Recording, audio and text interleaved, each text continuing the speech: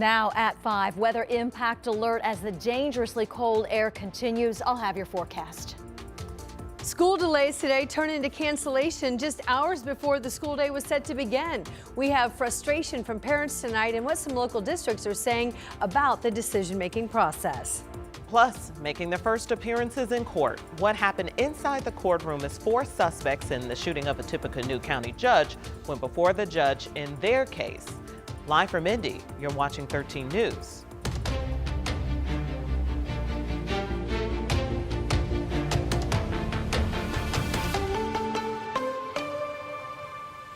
A new start to our 5 p.m. show there. After a very extremely cold start to the day today, we're now tracking the impact of a cold weather advisory for the area. But don't let the change in the alert fool you, because it is still going to feel below zero all night and through the rest of the week. This bitter cold, along with a little wind today, impacted thousands of families as schools changed their minds and decided to do e-learning after already issuing 2-hour delays. And that's why everyone wants to know what the weather is going to be like tomorrow morning. Could we potentially have the same scenario? Angela's here with what she sees in the forecast. Angela, welcome back. Thank you. It is good to be back. And unfortunately, yes, Ann and Felicia, more delays, more cancellations as the dangerously cold air continues. We remain under a weather impact alert now through at least Friday night. This cold air will ease a bit come the end of the weekend, but between now and then, below zero wind chills, below zero temperatures during the morning hours, and we expect more school delays and cancellations. So we encourage you to stay with us, follow the forecast closely, have indoor plans ready to go, and layer up if you have to spend any amount of time outside. Nice to see the sunshine today. Temperatures are only in the teens. 15 at Morse Reservoir, 15 in Carmel. We're at 16 in Indianapolis and 12 in Connersville. Wind chills are running sub-zero across the northern half of the state. It feels like -5 in Kokomo, feels like -5 in Richmond. Overnight temperatures will fall back into that range of 0 to 5 below. If you're coming downtown, our Pacers at home taking on the Bulls. Layer up. Temperatures this evening drop into the single digits. All right. Thank you, Angela, so much. As we mentioned, with those sub-zero temps, combined with those wind gusts, many schools today made the decision to go ahead and change the 2-hour delay that they had planned and make it e-learning. That decision was made just this morning. And Ella Rhodes, she heard from a lot of parents who are very frustrated by this last-minute change. That's right, especially finding childcare on such short notice. Parents tell me they scrambled this morning with such short notice, but school districts say the weather can change on a dime, impacting their decision. Is it going higher or going lower? IPS, Carmel Clay Schools, and several metro townships switched from delays to e-learning, with just hours to go before school this morning. Phil Levinson found out as he helped his second grader get ready for school. E-learning is great, but it also throws another kink into the day because in this case, I had to help Cece with some of her stuff. Levinson says a sooner heads up from the school district would make a difference. Let's just use common sense. You know, if we know what the weather's going to be, we know what the temperatures are going to be, we know that cold temperatures don't mix well with diesel buses. Let's just call it so that parents can better plan. Thankfully, Levinson can work from home. But that's not the case for Taylor Donnell. You kind of have to figure out what you're going to do with your kid or call off work. But the last 2 days I've had to call off work because we haven't had school. But unfortunately, I'm not able to continue to call off work. Donnell found out Pike Township schools moved to e-learning as she got her son ready for class. Donnell says her family watched her son today, but she knows not everyone has that support. Makes it a little bit harder, or just worrying about being late for work and getting there on time and safely being, with the weather. Several Indiana school districts say many factors go into play when it comes to weather-related decisions, like assessing the roads early and wind chill temperatures. We know the temperatures are going to be this way. Let's just be proactive and call it, because even any extra time really helps me and helps a lot of parents out there. As we all know, Indiana weather can quickly change, but school districts tell us the decision always comes down to student safety. Carmel Clay Schools already notified parents that it will be in person tomorrow, but they say it can change once they assess the weather in the morning. Also, many students rely on school-provided meals. So Beech Grove schools told us when school is closed, meals cannot be served. Each school district is different, but the ones we spoke with say they try to communicate as soon as possible when a decision is made, and it's all for student safety. Yeah, it is so important for employers too to be flexible and course. have grace for these working parents that are just kind of stuck here without much notice. Something's got to give. It's certainly a tough situation. Ella, thank you for highlighting it. We're now learning how many calls state police responded to since the storm came in on Saturday night. Well, statewide, troopers responded to nearly 4,000 calls, and 828 of those calls were crashes, like the semi-crash on Washington from earlier today. Troopers also responded to more than 500 slide-offs and helped more than 1,000 stranded drivers all across the state of Indiana. You will want to make sure that you have the live Doppler 13 weather app on your phone. That way you can keep track of the forecast. And by the way, that's also where you can check out the school delays and closings there. And as Ella just talked about, those can change pretty quickly.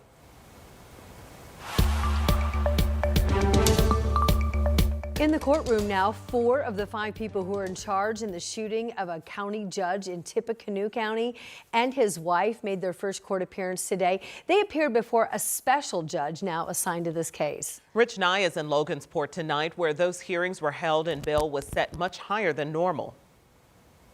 Thomas Moss is the one connected to everyone charged in the shooting of Tippecanoe County Judge Steve Meyer and his wife Kim in their home on January 18th. Moss is a multi-time convicted felon who was scheduled to go on trial for more felonies 2 days after the judge was shot. He waived his right to an attorney and told Special Judge Lisa Swaim he wants to represent himself in the case.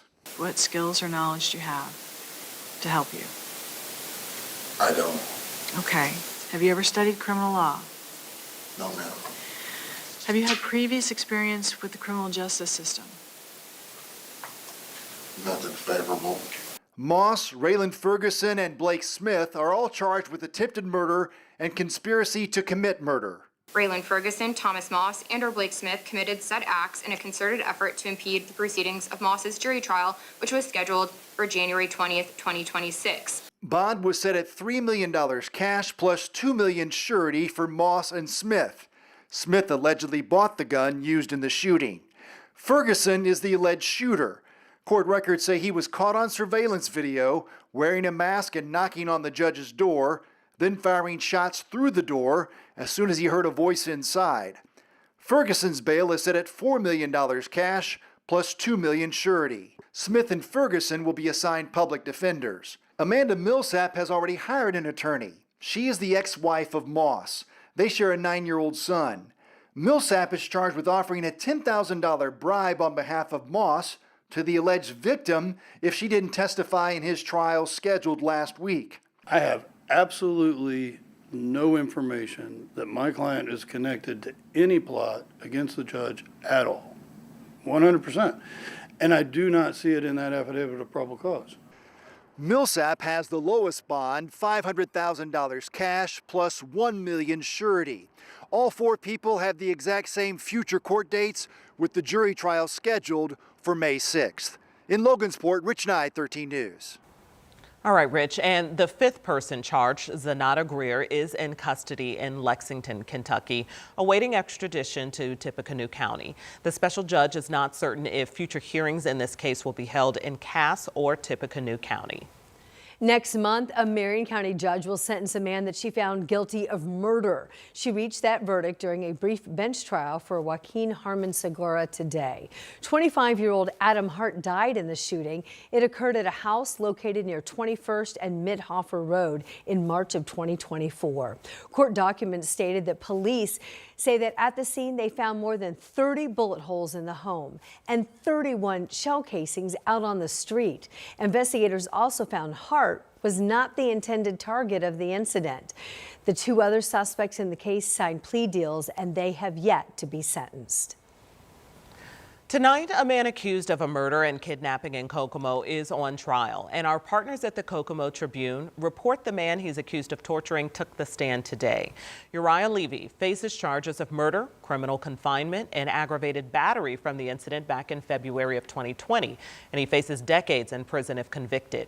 He's accused of killing 25-year-old Lachey Beard Young. Police found her body in the backyard of a house where they also found the witness tied up in a bathtub where he said he'd been held for several days. This is where the crime happened. The witness told officers Levy and another man held and tortured him while he was held inside. The other man involved was sentenced to decades in prison. Now to the Indiana State House today, the developments there. Lawmakers in the House spent more than 2 hours today debating a bill that would create a military police force here in Indiana. Democrats called it dangerous. Republicans said it was about being proactive ahead of an unforeseen situation. Our State House reporter Emily Longnecker talked with lawmakers and the governor today about the bill. Yeah, if this bill becomes law, it would essentially create a state-controlled armed military police force that the governor could send into any city or town across the state. Go to tally roll call, so 77 ayes, 29 noes. Bill's passed. House Bill 1343 passed by an overwhelming majority Wednesday by a vote of 67 to 29. Under the bill, the Indiana National Guard could create a military police force within itself that the governor could deploy anywhere in the state. That force would have full police powers after going through military police training and Indiana law enforcement training. But unlike local police, this force would not be governed by local officials or elected sheriffs or have to answer to civilian police oversight boards. Democrats called it one of the most dangerous bills they've seen pass through the Indiana State House and said it erodes trust.